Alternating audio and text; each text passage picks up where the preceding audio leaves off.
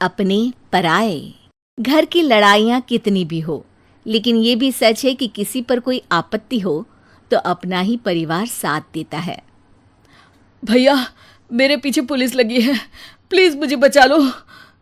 रवि और राज दो भाई, लेकिन दोनों में कभी नहीं पटी।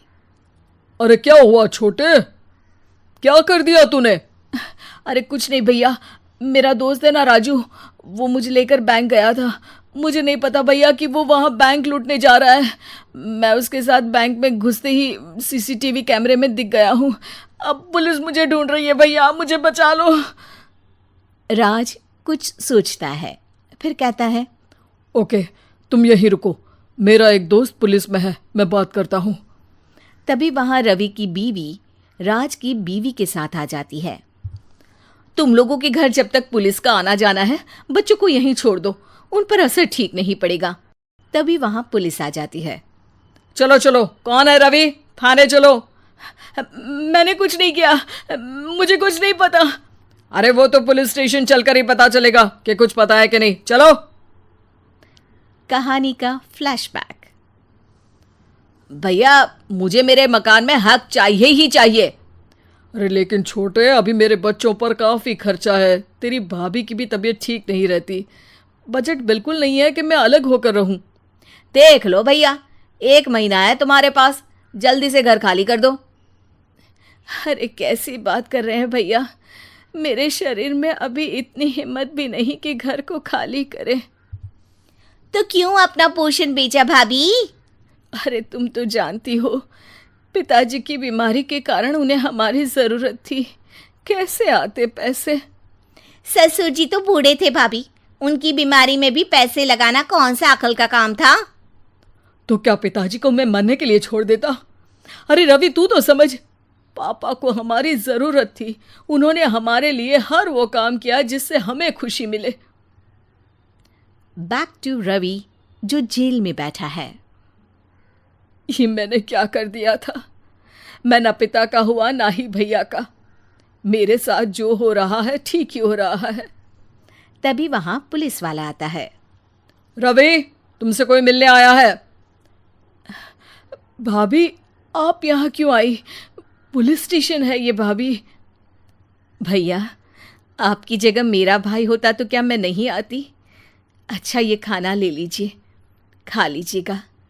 आपके भैया लगे हैं वकीलों और पुलिस वालों से बात करने में, डरने की कोई बात नहीं, जब आपने गुनाह किया ही नहीं तो सज़ा भी नहीं मिलेगी।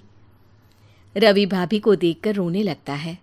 घर में साक्षी चुपचाप बैठी होती है कि तभी सोनम कहती है, अरे साक्षी, क्या हुआ, परेशान क्यों हो रही हो? भाभी, अभी अभी पुलिस स्टेशन से खबर आई है, इन्हें बड़े जेल में शिफ्ट किया जा रहा है, मैं क्या करूंगी भाभी? रो मत, हम अच्छे से अच्छा वकील करेंगे। लेकिन उसमें तो बड़े पैसे लगेंगे दीदी, हम इतना पैसा कहाँ से लाएंगे? अरे क्यों, ये मकान है ना, और मेरे कुछ गहने भी हैं। साक्षी की आंखों में पानी आ जाता है। पर दीदी, ये तो आप और भैया की मेहनत की कमाई है।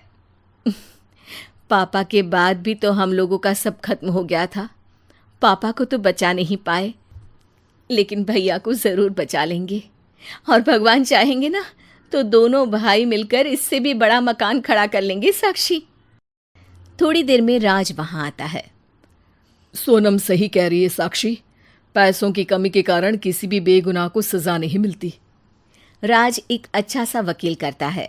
सोनम और साक्षी बचाए पैसे और अपने गहनों को बेचकर रवि का केस लड़ते हैं और जल्द ही रवि जेल से बाहर आ जाता है। रवि राज को गले लगाकर कहता है, भैया मुझे माफ़ कर दो, मुझे साक्षी ने सब कुछ बताया है। भैया, आपने मुझ पर विश्वास किया, मेरे लिए दिन रात मेहनत की, भाभी ने अपने गहने तक बेच दिए। भैया, आपने तो पापा के लिए भी पैसे नहीं देखे, लेकिन मैं बहुत ही सेल्फिश निकला। भैया, एक आखिरी बार मुझे माफ़ कर दो, मैं शर्मिंदा हूँ। अरे भाई, अपने तो अपने ही होते हैं, पापा ने हमारे लिए क्या नहीं किया ये तुम्हें बताने की ज़रूरत नहीं है मुझे। और फिर तू तो मेरा भाई है, पैसे से बढ़कर रिश्ते होते हैं भाई।